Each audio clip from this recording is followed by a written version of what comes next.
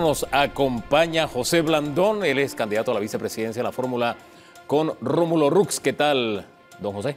Aquí muy bien, buenos días, feliz año. Felicidades, viendo el drama de Oris, ¿no? Uno de los tantos panameños que padecen en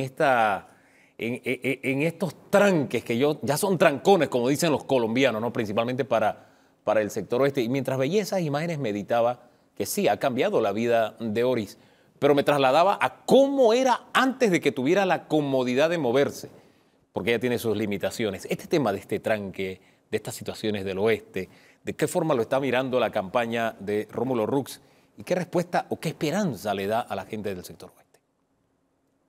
Mira, hay que darle continuidad a los proyectos que lamentablemente este gobierno debió terminar y no lo hizo. Hablo básicamente del cuarto puente, de la tercera línea del metro. Decidieron en enero del 2020, antes de la pandemia, y subrayo antes de la pandemia porque aquí todo lo quieren justificar ahora con la pandemia, decidieron cambiar el puente por un túnel y se va a haber acabado el gobierno y no han iniciado todavía la parte del túnel. Y ese detalle es importante y no es mínimo. Recordemos que ese puente debía estar terminado en el 2024.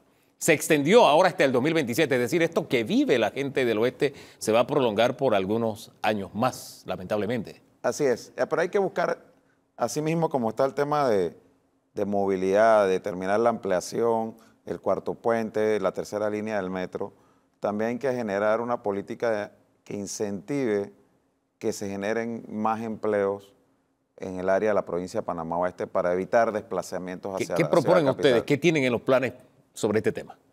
Hay que sentarse con el sector privado a ver qué tipo de incentivos se pueden establecer para que industrias que hoy en día están en medio de la ciudad de Panamá puedan ir hacia el área oeste. El interés existe. Cuando fui alcalde conversé con muchos y me decían que ellos tenían en su plan contemplado mudar sus instalaciones para Panamá Oeste, pero que todavía había unos temas económicos que así lo impedían. Entonces tiene que haber alguna política del gobierno que incentiva que lo hagan antes del tiempo que ellos lo tienen programado. Porque hoy en día mucha gente vive en el oeste, pero trabaja en la ciudad capital. También está el tema de las escuelas. O sea, la provincia que poblacionalmente más rápido ha crecido es la provincia de Panamá Oeste. Sin embargo, se ha quedado atrás en lo que es infraestructura. Por ejemplo, hay informes del Ministerio de Educación que hablan que solo en el distrito de Arraiján hay que hacer más de 20 colegios nuevos. Entonces nosotros estamos bien atrasados con respecto a eso. Tú vas a cualquier colegio del área de Cálido, por ejemplo, el Instituto Nacional, por dar un ejemplo. La mayoría de los estudiantes del Instituto Nacional no son del distrito de Panamá, son de Arraiján y de La Chorrera. Entonces, esos muchachos deberían poder estudiar cerca de donde viven, no tener que estar en ese tranque o trancón, como dijiste tú, viniendo a estudiar en otro distrito. Ahora, con un presupuesto de 7.000 millones de dólares, algo se podrá hacer. Sí, 3.500 millones es el presupuesto del Ministerio de Educación para el próximo año, ¿no? Creo que el sector educación en su totalidad es el que está casi... Sí, del 7%. El 7%, creo que el sector educación está como en 5.000 y pico millones. Sí. Que es bastante alto. Solamente 1.200 millones de inversión para el próximo año, para este año, perdón. En teoría, pues, porque otra cosa es lo que pone el papel y otra muy distinta a la realidad. Pero con eso debe bastar para construir nuevos colegios.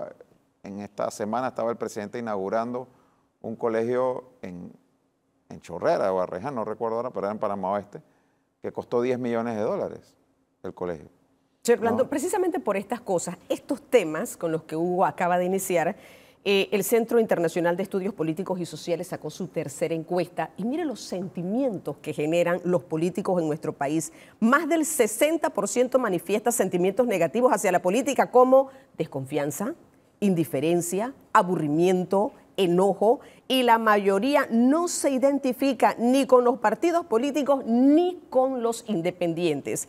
Además de esto, el informe o la encuesta añade que Panamá tiene una población que manifiesta no conversar sobre política, donde 7 de cada 10 panameños encuestados declaran que conversan del tema poco o nada con sus pares, cercanos o familiares. Y a su vez, el 68.6% dice no compartir ni consumir información pública en redes sociales, en mensajería, en nada. Es decir, por los hechos o por lo que ocurre en las diferentes gestiones gubernamentales, es que, mire la encuesta ya por dónde va. Y todavía hay un dato adicional, si la memoria no me falla, un 30 o 34% de la población estaba hablando de no creer en la democracia. Es decir, cuando nosotros vemos esto, ¿hacia dónde va? Usted pertenece a un partido político, usted es el vicepresidente en este momento, candidato a vicepresidente por una alianza. ¿Hacia dónde va el interés de ganar una presidencia de la República cuando ya sabemos que la clase política, no solamente en Panamá, en el mundo entero, está destruida por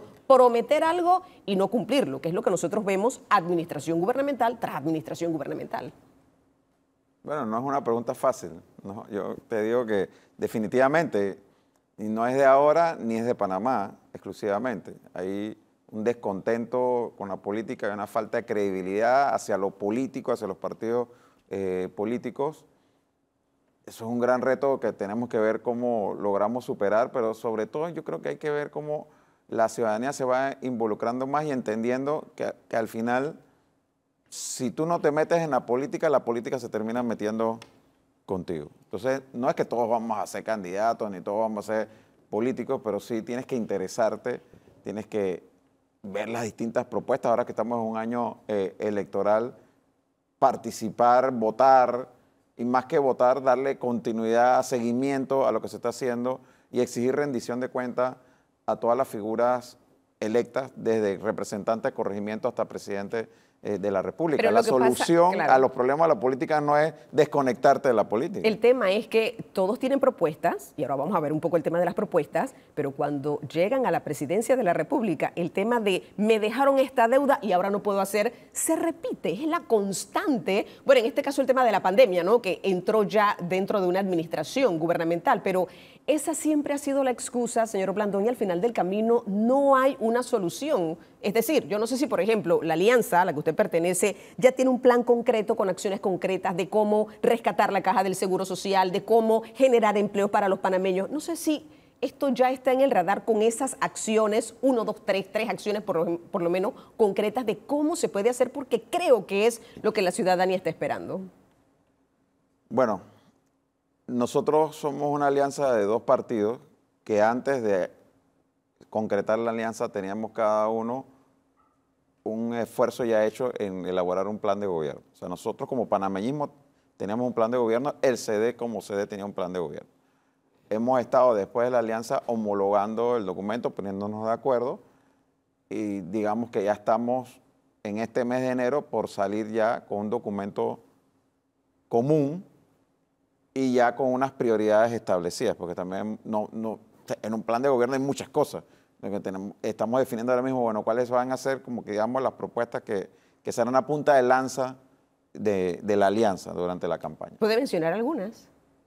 Digo, el tema de educación, sin lugar a dudas, es uno de los temas, el tema de empleo, tema institucional, el cambio constitucional, en el tema de la caja del Seguro Social y la salud en general, el tema de la atención médica, que es una gran preocupación, la situación de lo oncológico. O sea, las propuestas específicas las vamos a empezar a presentar a finales de enero y sobre todo a partir del 3 de febrero que inicia la campaña. ¿Nos puede adelantar algo sobre algunos de esos puntos? Porque cuando hablamos de educación, hablamos de empleo, son prácticamente los comodines, de lo que siempre se habla en todo plan de gobierno, en toda campaña, son los comodines, pero ¿nos podría adelantar de uno y cómo lo harían?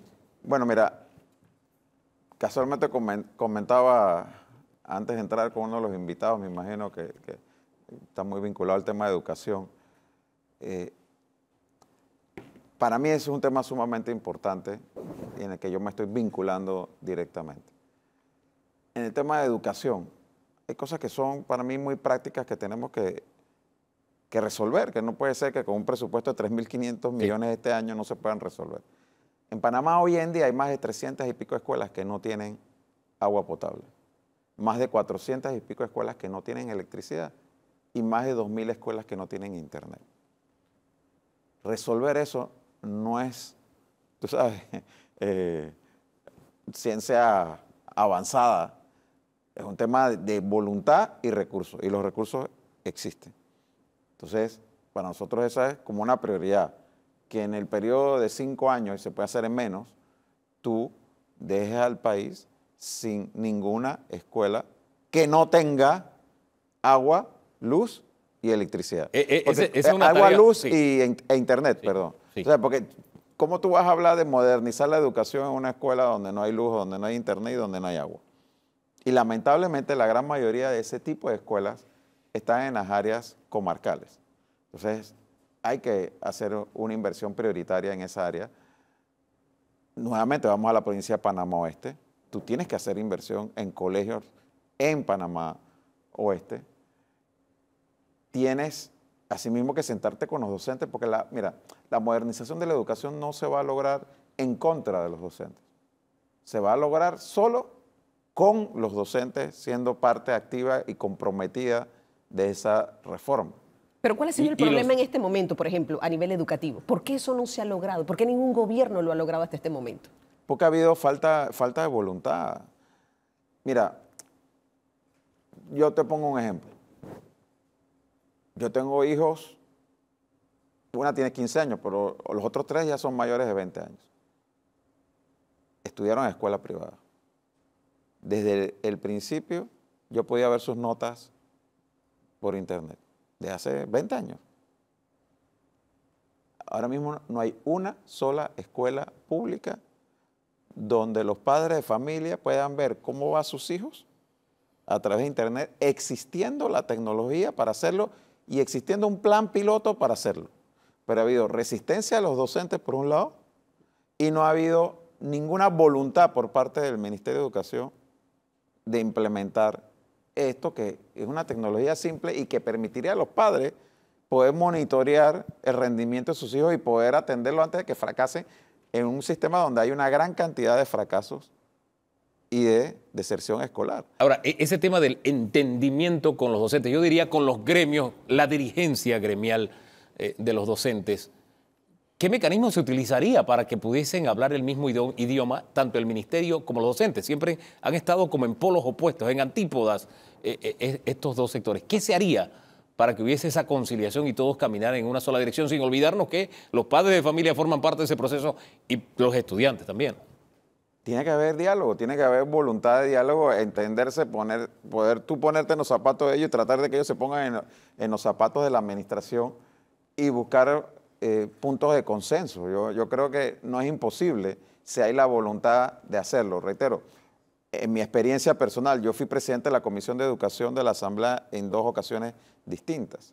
La única vez que se aprobaron leyes importantes de reforma educativa en la Asamblea, debo decirlo, fue cuando quien está aquí fue presidente de la Comisión de Educación, que fue... ¿Qué leyes fueron esas? Recuérdenosla. La reforma del FESE, sí, y la de la descentralización educativa. Entonces, que fueron producto del diálogo durante el gobierno de Mireya Moscoso.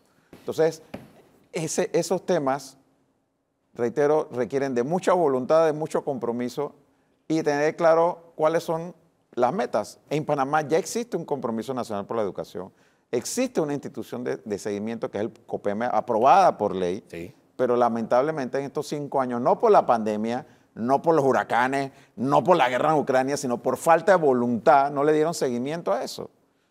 Entonces, aquí reitero, no es que tú vas a venir a inventar la rueda, aquí ya hay una hoja de ruta definida, lo que hay es que seguirle, meterle esfuerzo y voluntad para que eso se haga realidad. Dejemos las cosas por hoy hasta ahí. Muchísimas gracias, don José, ¿Cómo por no? habernos acompañado esta mañana en Voto 24.